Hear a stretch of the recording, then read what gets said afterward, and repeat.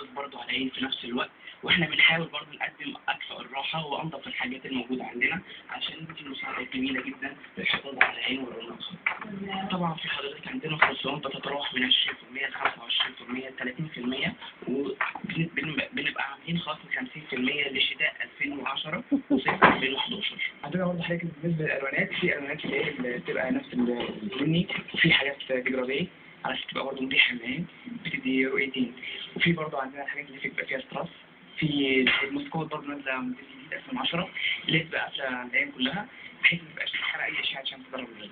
في حاجات اللي هي بتبقى مثلا فيها ستراس حتى في الدراع كده زي كده مثلا، بتفضل ان هي تبقى في الحاجات اللي هي بشعر، الحاجات اللي هي بشعر.